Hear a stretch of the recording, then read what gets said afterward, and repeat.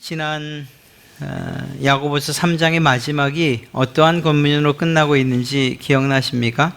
한번 읽어보면 이렇게 기록되어 있습니다. 화평하게 하는 자들은 화평으로 심어 의의 열매를 거두느니라. 그래서 그리스도인들이 화평해야 되는, 또 화평의 열매를 맺어야 된다라는 사실들을 매우 강조해 주었습니다. 그런데 4장으로 넘어오면서 이러한 화평의 주제를 전쟁의 주제로 바꿔가고 있는 모습을 보게 됩니다. 그래서 다툼, 전쟁. 사실 그리스도인들에게 있어서의 다툼이나 전쟁, 이것은 별로 합당하지 못한 그러한 용어들이고 또한 그러한 현상들입니다. 그럼에도 불구하고 안타깝게도 교회 안에 이러한 문제들이 실제적으로 있었다는 것을 의미하는 것이겠죠. 그래서 너희 중에 싸움이 어디로부터, 다툼이 어디로부터 나느냐, 너희들은 왜 그렇게 다투고 싸우느냐, 이러한 이야기들을 오늘 4장에서 그 주제로 삼아 펼쳐가고 있는 것을 보게 됩니다. 사실 세상이 어떤 곳이냐라고 묻는다면 세상이야말로 다투고 싸우고 경쟁하는 곳이죠. 직장에서 경쟁이라는 것이 없이 누군가의 위에 올라설 수 있다고 생각되십니까? 학생들이 정말 순위가 매겨지지 않은 상태에서 자기의 재능과 또 그리고 소질을 따라서 그것들을 개발해 가면 얼마나 좋겠어요. 그러나 그런 학교가 몇 없지요. 정말 특별한 몇몇 학교 빼고는 나머진 다 등수를 매겨요. 그게 좋지 않다고 해서 서열을, 이 등수를 매기지 말아라 라고 했지만, 그럼에도 불구하고 매우 우수, 또 우수, 일반적으로 보통 이런 식으로 어떤 방식으로라도 등수를 매기면서 그 학생들을 압박 아닌 압박하고 있다는 것을 우리는 알고 있습니다. 더더욱이 이제 시험을 치를 때가 되면, 큰 시험을 앞두고 나면 전국의 석차가 쫙 나와요. 내가 어느 위치에 있는지, 등급이 어떤지, 이런 것들 많은 고민을 하면서 결국은 경쟁 구도 가운데로 몰아내는 그 어른들의 그 손길들을 피할 수가 없어요. 그렇게 어려서부터 누구보다 더 나아야 되고, 누구보다 더 앞서야 되고, 누구보다 위에 있어야 되고 하는 이러한 마음들, 이러한 경쟁이 그저 우리가 쉽게 이야기하는 선의의 경쟁으로만 끝나면 얼마나 좋겠습니까? 그런데 이 경쟁은 반드시 다툼으로 이어지더라는 것을 알 수 있습니다. 그리고 싸우게 되는 것이죠. 이러한 경쟁은 결국은 어떤 한 사람과 어떤 한 사람의 의지 혹은 뜻, 길, 이런 것들이 서로 충돌하는 것이라고 이야기할 수 있습니다. 자기를 주장하기 때문이고, 자기가 다른 사람보다 나아져야 된다는 이러한 생각이 잠재적으로 있다는 것을 증명하고 있는 거죠. 그것이 아니라면 싸울 이유가 없어요.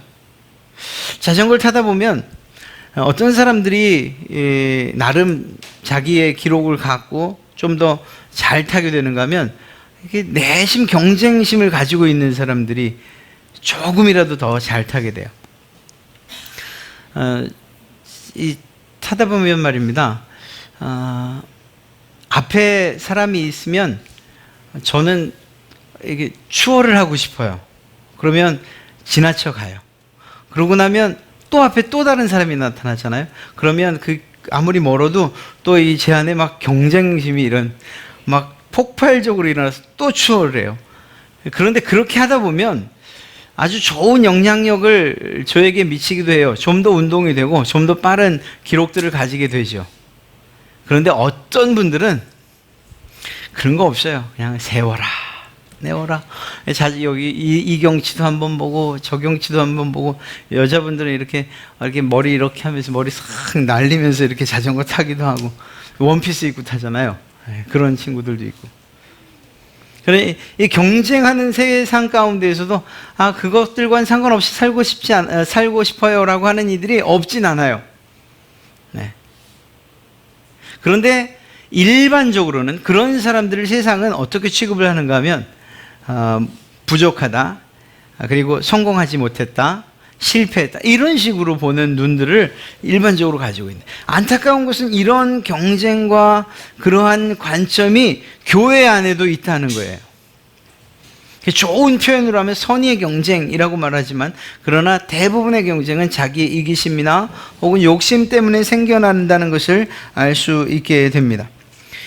개인과 개인 사이에서도 문제가 생기고요. 개인과 단체 사이에서도 단체와 단체 사이에서도 문제가 생겨요. 교회 기관으로 보면 개인과 개인 사이에서 이런 어떤 문제가 생길 수 있고 다툼이 생길 수 있지만, 부서 간에 좀 큰 교회들은요, 저도 중등부를 맡아봤지만, 제가 교육국장을 맡으면서 중등부를 담당했거든요. 그러면 새로운 예배당을 지은 다음에 뭘 했어야 되냐면, 그 부서가 자기 방으로 삼는, 여긴 우리 방, 여긴 우리 중등부 방, 여긴 우리 고등부 방, 여기 유치부 방, 이런 것들을 정해야 돼요. 그런 때가 있었어요. 아무도 양보 안 해요. 크고 넓은 데로 다 가려고 그러죠. 그러니까 이 부서 간에도, 심지어 교회 안에서의 부서 간에도 이런 갈등 혹은 경쟁 혹은 다툼, 이런 것들이 있어요. 뿐만 아니라 이게 좀 큰 의미에서 사회에서의 어떤 기관과 기관 혹은 더 크게 국가와 국가 간에도 이런 다툼과 분쟁이 있을 수 있다고요. 우리나라도 지금 그런 상황 가운데 있잖아요. 이러한 다툼과 분쟁은 결국은 냉철하게 말하면 자기 편에서 얻고 싶은 유익들을 주장하기 때문인 거예요. 그렇기 때문에 거기서 분쟁이 생기는 거예요. 어떤 둘의 세력이 이렇게 충돌할 때 한 편이 우린 포기하겠습니다 라고만 말한다면 거기서는 싸움이 더 이상 일어날 수가 없어요. 한편이 고개 숙이면 그러면 거기에서는 더 이상의 분쟁이 있을 수가 없죠.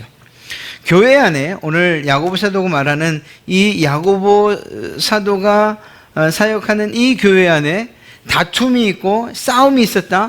그것은 기본적으로 그 구성원들 간에 자기의 이익과 유익을 더 추구하는 바가 있었다는 것을 의미하는 것이라고 말할 수 있습니다. 자, 이런 것들을 해결하기 위해서 뭐가 필요합니까? 정치가 필요하고 제도가 필요하고 법이 필요하죠. 그런데 그게 완전하지 못하기 때문에 세상의 법이나 제도는 공평할 수가 없어요. 공정할 수가 없어요. 그러다 보니까 시쳇말로 내로남불인가요? 내가 하면 로맨스고 다른 사람이 하면 불륜이라고 하는 이런 이야기까지 생기는 거예요. 이거는 이 위치가 바뀌면 똑같이 이야기할 거예요, 아마. 무슨 말입니까? 다 자기 편에서 바라보고 이해하고 그리고 자기의 유익만을 추구한다는 것을 아주 단적으로 표현하고 있는 그러한 단어라고 말할 수가 있어요. 무슨 말이냐? 사회나 교회 안에서의 법들이, 그것들이 우리를 공명정대하게 옳고 그름을 가려줄 것 같지만 우리 인간의 부패함으로부터 시작된 그 법과 제도이기 때문에 그것이 교회 안의 법이든 세상의 법이든 간에 불완전할 수밖에 없다는 걸 말하는 거죠. 이 말은 무엇인가? 계속해서 분쟁이 있을 수밖에 없다는 거예요. 내 안에 조금이라도 정말 조그만 욕심이 조금 더 있으면, 그리고 조금이라도 있으면 이 분쟁은 끝날 수 없다는 것을 이야기하고 있는 겁니다. 자기의 주장을 포기하지 않는 이상 정말 겸손히 낮아지고 그리고 나는 아닙니다 라고 이렇게 자기의 뜻을 내려놓지 않는 이상은 이 다툼은 언제 어디서나 심지어 거룩하다고 하는 교회 안에서도 일어날 수밖에 없는 일이라는 거예요. 그리고 그 다툼과 전쟁, 분쟁, 그리고 그 싸움의 원인은 그 어떤 당사자들의 욕심과 욕망으로부터 시작된다는 것을 오늘 야고보 사도가 이야기하고 있는 것입니다. 이것이 이 다툼의 원인이라는 거예요. 그것을 1절부터 6절 사이에서 이렇게 쫙 이야기하고 있는 것이죠. 다툼이 어디서 나냐? 욕심을 내도 얻지 못하고 살인하며 시기하여도 능히 취하지 못한다. 그러므로 다투고 싸우는도다, 이렇게 말하죠. 갖고 싶어 해요. 얻고 싶어 해요. 그것에 욕심도 부리고 심지어는 살인하며 시기하기까지 한다 해도 그것들을 얻지 못하고 오히려 다투기만 한다, 이렇게 이야기하고 있는 것입니다. 그리고 이 원인이 무엇으로부터 시작되느냐? 왜 그것이 해결되지 않느냐? 1절의 마지막에 말하는 것처럼 정욕으로부터 나는 것이 아니냐, 이렇게 이야기하고 있죠. 그러니까 한 사람의 욕심과 탐욕으로부터 이 모든 분쟁과 문제가 그리고 다툼이 시작된다는 것을 알 수 있습니다. 이 정욕은 처음에는 자기 주장이라는 그래도 제법 들어줄 만한 단어로 표현이 됐었어요. 그런데 조금 지나니까 정욕이라고 그 실체가 드러나고, 그리고 그 정욕에 대해선 성경이 좀 더 자세하게 풀기를 욕심이다, 이렇게 이야기하고 있습니다. 그런데 우리가 알고 있는 것처럼 욕심의 끝은 무엇입니까? 사망에 이르게 된다는 사실을 이미 야고보 사도가 얘기했어요. 그러니까 야고보 사도가 너 욕심내지 말아라, 그 욕심 때문에 너는 멸망할 것이다, 이렇게 말하는 것과 같은 의미라고 할 수 있는 것이죠.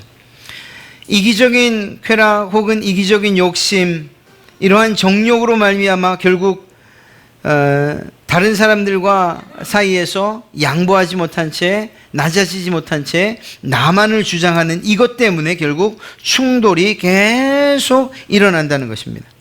여러분, 여기에서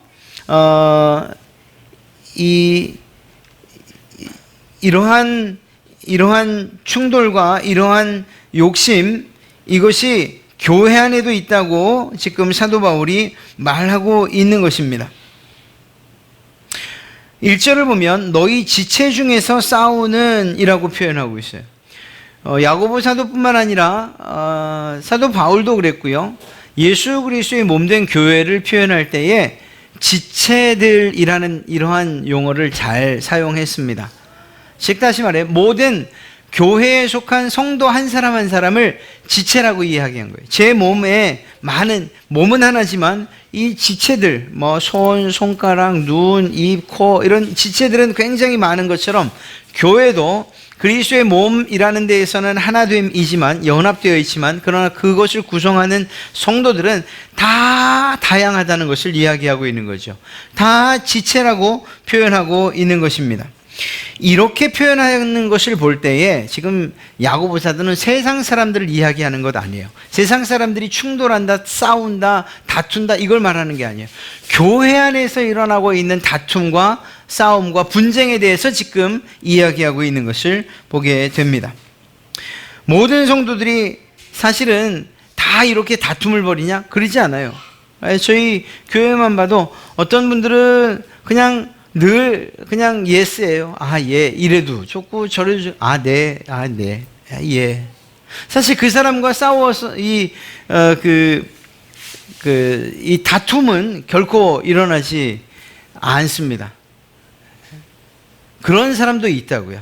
여러 지체들 안에서 어떤 이들은 자기 욕심 때문에 싸우기도 하지만, 어떤 이들은 자기의 그러한 욕심들이나 생각들이나 뜻을 내려놓고 결국은 싸워지지 않는 그러한 정말 이 야고보 사도가 촉구하고 있는 그러한 신앙생활을 잘해가는 이들도 있어요. 참 그게 신기해요. 이게 서로 붙어야 싸움이 나요.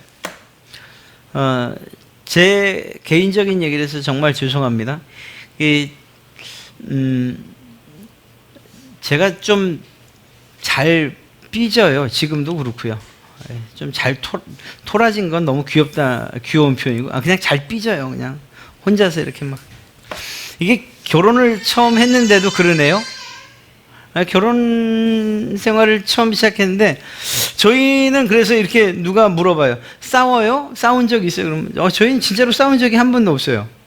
아직 몇 년이에요? 96년이니까. 96년. 24년 동안, 그리고 연애 기간 5년 동안 싸운 적이 없어요. 그 대단한 게 아니고, 주로 제가 삐졌어요. 그 말 안 해요. 그 말 안 하고, 초반에는 진짜 길게 갈 때는 막 일주일도 가고 그래요. 막 얘기하다가 막, 저 혼자 막 화가 나고 막 그러면은 그냥 밖으로 나가는 거예요. 그래, 차에 막. 그러다가 또 들어오기도 하고 그래요. 그때 제 심정이 어땠는가 하면요. 내가 이렇게 쫙 얘기했을 때 한마디만 대꾸해봐라. 한마디만. 그러면 이번엔 대판 싸워야지. 이런 심정을 가지고서 막 쏴야 되는데요. 대꾸를 안 해요, 대꾸를. 뭐 이렇다 저렇다 말을 해야 이게 싸움이 되는데 아무 말을 안 해요. 좀 심하면 이렇게 그러고 좀 나가고. 물론 이제 시간이 좀 지나서 그때 뭐 그 상황들을 다시금 되짚으면서 이야기를 하면 100% 제가 다 잘못한 건 맞아요. 그때 상황들은. 그때 한번 그 상황에서 그냥 한번 불이 탁 붙으면 싸움이 될 텐데, 이게 이 상대편을 향해서 펀치를 날리는데 뒤로 한 걸음 물러나니까 이 싸움이 안 되더라고요. 오늘 바로 이 야고보 교회도 모두가 다 싸우는 사람들만 있었냐? 그건 아닐 거예요. 한편으로 물러나는 사람들도 있었고 또 피하는 사람들도 있었고 이러한 싸움에 대해서 뭐 거부하는 사람들도 있었을 거예요. 그럼에도 불구하고 몇몇 되지 않는 이기적이고 혹은 자기 욕심을 따라 사는 사람들 때문에 일어난 이 싸움과 다툼을 어떻게 그렇다면 해결해야 되는가? 그들에게 무엇을 권면하고 어떻게 권고해서 그들이 하나님 안에서 정말 화목함, 앞서 3장 18절에서 말하는 화평으로 심어 의의 열매를 거두는 이 일을 할 수 있을까에 대해서 지금 사도 야고보가 이야기하고 있는 것입니다. 한 가지를 말씀드린다면 그것이에요. 7절에서 말하는 것처럼 하나님께 복종할 것을 분명하게 이야기하고 있습니다. 왜일까요? 단지 내 욕심, 내 욕망, 내 이기적인 생각, 이것을 한 사람의 문제로 본 게 아니에요. 무슨 말인가 하면 그러한 마음을 가지고 있다는 것을 하나님을 대적하는 것으로 봤다고요. 무슨 말씀인지 아시겠습니까? 그러니까 내가 내 욕심을 채우기 위해서 누군가와 다투는 이 일을 하나님께서는 하나님을 대적하는 것으로 보고 계신다라고 이야기하고 있는 것입니다. 그래서 무엇이라고 말하는가 하면 하나님께 복종하라고 이야기하는 거예요. 이러한 말을 하기 위해서 무엇을 말하고 있는가 하면 4절에 이야기를 하는 거예요. 세상과 벗된 것은 하나님과 원수된 것이다. 세상과 벗되고자 하는 자는 스스로 하나님과 원수된 것이다. 그러니까 세상을 친구 삼는 자들은 하나님과 벗된 것이다. 그러니까 세상과 하나님이 함께 갈 수 없다는 사실을 이야기하고 있는 것입니다. 즉 나의 이기심이나 내 욕심이나 내 욕망을 가지고 사는 이 일들, 그것을 세상적인 것으로 봤고 또 정욕적인 것으로 봤고 마귀적인 것으로 봤단 말이에요. 야고보 사도가. 그렇게 본 이유가 무엇이냐? 만약에 너희가 이러한 뜻을 가지고서 세상과 벗된 삶을 산다면 그것은 하나님과 원수됐다는 사실을 기억해라는 거예요. 이 사람은 자기가 그런 하나님과 원수되기 위해서 그 일을 한 것은 아닐지 모르지만, 그러나 했던 그 일의 결과로 하나님과 원수가 되었다는 사실을 기억해야 된다는 것입니다. 사실 죄인 줄 알고서도 막 저지르는 사람들이 몇이나 있겠어요. 아마 이런 이야기를 하면 야고보 성도들이 이렇게 말했을지도 몰라요. 아, 그렇습니까? 나는 그냥 단지 내 이익을 위해서, 내 그 조그만 사소한 이익을 위해서 내가 이렇게 이야기하고 때로는 좀 다퉜을 뿐인데 그게 하나님과 원수된 것이라고요? 아, 제가 몰랐습니다. 이렇게 고백하고 또 말했을지도 몰라요. 여러분들도 그렇지 않습니까?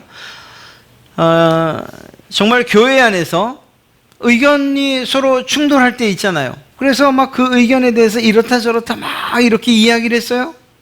그런데 제가 여러분들에게, 여러분 여기서 멈추지 않으시면 하나님과 원수되는 것입니다, 이렇게 말하면 여러분들이 어떤 반응을 보이시겠어요? 아, 원수되는 거 상관없어, 그냥 한번 하여튼 붙었으니 우리 끝장을 보자, 이렇게 말씀하시겠어요? 아니면 그 자리에서 멈추시겠어요? 이걸 말하는 거예요. 그러니까 우리가 미처 인식하지 못한 채 그저 내 개인적인 신상의 문제로, 그리고 내 욕심의 문제, 혹은 내 욕심을 가장한 이 공동체의 이익을 가장한 내 욕심을 이렇게 드러내는 이 일이 단지 사람과 사람 사이의 문제가 아니고 하나님과의 문제라는 사실을 우리가 인식하고 있다면, 그러면 교회 안에서 다툼을 일으키고 분쟁을 일으키고 싸우는 일들을 과연 하겠냐 이거예요. 여러분 하시겠어요? 그거 쉽지 않은 일이에요. 우리가 무슨 말에 대해서 이 결정해야 될 일이 있어서 서로 의견을 나눌 수는 있어요. 그러나 그 의견을 나누는 일들이 옛날처럼 삿대질하고 고함을 지르면서 해결해가는 그런 방식은 아닐 거예요. 좀 더 차분하게, 혹은 또 기도하고 시작하고 기도하고 끝마치면서 그러한 문제들을 충분히 조율해가는 일들이 분명히 있게 될 줄로 믿습니다. 무엇을 생각할 때, 우리가 지금 이렇게 세상과 벗된 것처럼 내 욕심대로, 내 정욕대로, 그리고 사탄적이고 마귀적인 이러한 상황으로 우리의 삶을 몰아간다면 우린 결국 하나님과 원수된 것이라는 사실을 알 때 말입니다. 야고보 사도가 그것을 알라고 이야기하고 있는 거예요. 한 사람의 성향이나 성격이나 한 사람의 어떤 행동의 문제가 아니고, 그것이 사람 사이에서 문제만 아니라 하나님과의 관계도 깨버린다는 사실을 기억하라고 이야기하는 거예요. 여러분, 사실 사람은 변하지 않는다고 이야기해요. 저도 어느 정도는 공감해요. 그러나 변해가는 것은 가능해요. 그래서 말이 변해가고 품성도 변해가고, 정말 막 불같이 화나던 그러한 성격들도 좀 잠잠해져 가고 그러는 거죠. 그러한 일들이 충분히 주 안에서 가능하다는 것입니다. 이러한 하나님께서 우리를 만지시고 또 때로는 정말 고쳐주시고 하는 이러한 과정들을 통해서 분쟁이 아니라 앞서 이야기하고 있는 화평과 의의 열매를 이루는 그러한 성도로서 우리로 하여금 살아가라고 말씀하신다는 것입니다. 여러분, 세상을 섬기는 것이 왜 하나님과 원수되는 것일까요? 그것은요, 세상을 섬긴다는 것은 적극적으로 말하면 하나님을 거부한다는 의미잖아요. 두 가지를 함께 선택할 수는 없어요. 무엇인가 하나를 선택했다는 것은 하나를 거절했다는 거예요.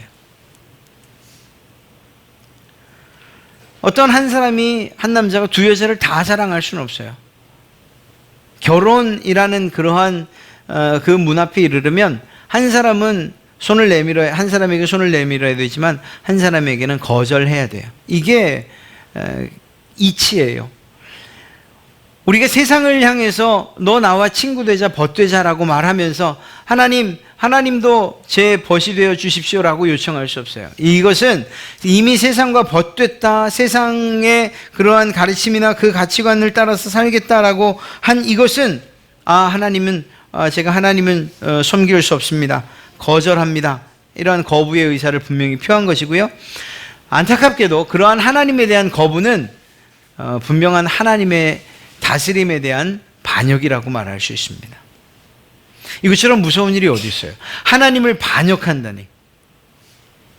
그러나 우리의 일상 가운데서도 나도 알지 못하는 사이에 하나님을 거부하고 그 뜻에, 그리고 그 계획에, 그리고 그 통치하심과 다스리심에 반역을 꾀하는 이러한 일들을 우리도 할 수 있다는 사실을 인정해야 돼요. 그래서 우리가 살아가는 그 모습들을 늘 하나님의 말씀에 빗대어 보면서 내가 정말 세상을 섬기고 있는 것인가, 아니면 하나님을 섬기고 있는 것인가, 이것들을 잘 구분해낼 수 있어야 할 것입니다. 이러한 일들을 위해서 세상이 아닌 하나님을 섬기고 또 그리고 하나님과 벗되기 위해서, 하나님과 친구 되기 위해서 우리가 무엇을 해야 되느냐? 제가 7절에서 말했던 그 첫 번째, 하나님께 복종해야 됩니다. 하나님의 뜻을 따른다, 하나님의 계획에 따른다, 하나님의 통치하심에 따른다라는 것은 그저 내가 내가 하나님 믿겠습니다, 섬기겠습니다, 이런 말로 끝나는 것이 아니고 부복하여 복종하는 일이 필요한 거예요. 그렇게 우리의 하나님께서 우리를 다스리시는 그 다스림에 우리가 무릎을 꿇고 그 하나님을 찬송하고 경배해야 되는 거예요. 내가 하나님의 뜻에 적극적으로 순종하겠습니다. 중세 영화 보면 이렇게 칼 쫙 왕이 빼가지고 기사 이렇게, 이게 어떻게 이렇게 왼쪽이 먼저인지 하여튼 이렇게 한 다음에 임명하노라. 그 사람이 이렇게 탁 무릎을 꿇고 서 있는 그 의미가 무엇입니까? 내가 왕께 충성하겠습니다. 난 이제 당신 편입니다. 이러한 의미 아니겠습니까? 그러한 마음으로 하나님 앞에 복종해야 된다고요. 그러한 복종이 분명할 때에 그 다음에 우리가 할 수 있는 일이 뭐냐면, 예전에는 벗삼아 살려고 했던 그 사단에 대해서 이제는 그것들을 거절할 수 있는 거예요. 대적할 수 있는 거예요. 우리는 흔히 생각해요. 마귀를 어떻게 대적해? 그런 영적인 존재를. 아유, 생각만 해도 끔찍하지. 예, 우리가 예전엔 그랬는지 몰라요. 그러나 이제는 그 마귀의 권세를 이미 깨고 승리하신 예수 그리스도가 다른 사람이 아니라 바로 여러분의 구세주시잖아요. 여러분의 힘이시고, 여러분의 능력이시고, 여러분의 방패이시고, 여러분의 산성이 되어주신다고 약속해 주신 그분이 하나님이시고 예수 그리스도 아니십니까? 그분을 우리가 믿고 있다, 그분의 아래에 있다는 이 일로 인해서 이제는 마귀를 대적할 수 있게 되었다는 거예요. 무엇보다 여러분 안에 주신 성령 하나님의 그 능력으로 말미암아 이제는 그러한 악한 생각들과 그리고 다툼과 분쟁들 그리고 우리의 욕심들을 제어하는 능력을 우리에게 주셨다는 것을 의미하는 것입니다. 성령 하나님께서 여러분들에게 역사하시면 그 모든 것들을 능히 이겨내실 수 있을 줄로 믿습니다. 이렇게 마귀를 대적하는 일들이 우리가 해야 될, 하나님께 복종하고 마귀를 대적하는 이 일이 우리가 해야 될 일이에요. 놀라운 것은 예전에는 마귀를 대적하겠다고 이렇게 한 걸음 나가면 그냥 확 달려들 것 같아서, 그리고 실제로 달려들어서 그냥 주랭랑을 치고 그렇게 도망가던 내 모습이었다면, 이제는 예수 그리스도를 등 뒤에 모시고 우리의 심령 가운데 성령을 모시고 마귀를 향해 한 걸음 나갈 때 그것이 어떻게 한다고요? 피하리라 라고 성경은 기록하고 있습니다. 사단의 능력을 이제 이길 만한 능력이 내 능력이 아니고 여러분 안에 계신 성령 하나님, 여러분의 뒤에서 든든히 버티고 계신 예수 그리스도 그분의 능력으로 말미암아 다 피하는 거예요. 우리 이소부화에도 있잖아요. 여우가 이렇게 사자를 등 뒤에 놓고 쫙 걸어가니까 뭐 모든 짐승들이 다 꾸벅꾸벅 막 절하잖아요. 이 여우가 한참 어깨가 올라가죠. 사실 여우를 보고 한 게 아니잖아요. 사자를 보고서 그렇게 복종을 했던 것이고 또 굴복했던 것이죠. 이런 거예요. 우리는 사실 힘이 없어요. 능력이 없어요. 우리가 어떻게 우리 그냥 본연의 모습으로 죄의 그 비참함 그리고 그 가망 없음을 가진 우리 존재가 어떻게 사단을 이기겠습니까? 이미 우리는 한번 졌는데, 한 번 얻어맞으면 사실 그 사람에 대해서는 공포감이 느껴져요. 그런 거예요. 한 번 눌리고 나면 다시 일어서기 힘들어요. 사단이 아담과 하와를 한번 이렇게 카운터 펀치를 먹였을 때에 그 이후로 모든 인간들은 사실 사단을 대적할 만한 힘과 능력을 다 잃어버렸다고 봐야 돼요. 그건 지금도 마찬가지예요. 그러나 이제 달라진 것이 있다면, 예전에는 나 혼자서 그 길을 그리고 그 사탄을 대적했다면 이제는 우리 가운데 있는 성령님 그리고 우리의 등 뒤에서 든든히 버티고 계신, 마치 반석처럼 버티고 계신 예수 그리스도께서 우리와 함께 하시니까 나 때문이 아니라 우리 성령님, 우리 주 예수 그리스도의 그 능력 있으심에 굴복하고 피하는 이러한 놀라운 역사가 있게 되는 줄로 믿습니다. 뿐만 아니라 우리에게 더 적극적인 것을 요구하고 계셔요. 그것은 무엇인가 하면 하나님을 가까이 하라.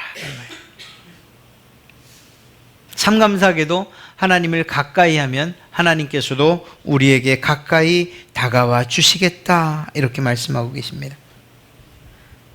그리고 죄인들아 손을 씻어라. 제사장들이 무엇을 합니까? 제사의 모든 업무를 시작하기 전에 물두멍에서 손을 씻죠. 정결 예식을 의미하는 거예요. 이렇듯이 우리 지금 이 시대에 베드로 사도를 통해서 왕같은 제사장이라고 불러주신 우리 모든 이들, 우리 모든 성도들도 마찬가지예요. 우리의 손을 씻고 마음을 성결케 하는 이러한 일들을 통해서 하나님께로 가까이 나가는 자들이 되어야 합니다. 그때 비로소 하나님께서 우리에게로 가까이 와주셔서 힘과 능력이 되어주시고, 또한 우리가 능히 화평과 의의 열매를 이루는 그러한 성도들로 살아가게 하실 줄로 믿습니다. 여러분, 베드로 사도가 말한 것처럼 마귀는 우는 사자처럼 기회만 있으면 하여튼 달려들려고 여러분 주위를 뱅글뱅글 돌고 있어요. 그러나 그럼에도 불구하고, 그 사실을 알고 있음에도 불구하고 우리가 이렇게 든든히 오히려 다툼과 그리고 싸움으로부터 벗어나서 화평과 의의 열매를 맺는 그러한 성도로 자라갈 수 있고 그렇게 세워져 갈 수 있는 이유는 무엇인가? 여러분 안에 계신 성령 하나님, 여러분에게 역사하시는 그 예수 그리스도의 능력 때문인 줄로 믿습니다. 그분께 복종하고 마귀를 대적하고 그리고 그분을 더 가까이 나가고 애통한 마음으로 나가고 그리고 우리의 손을 깨끗하게 마음을 성결하게 하며 그분 앞으로 나아가는 이러한 놀라운 역사들이 여러분의 삶 가운데 차고 넘치시기를 주님의 이름으로 축복합니다.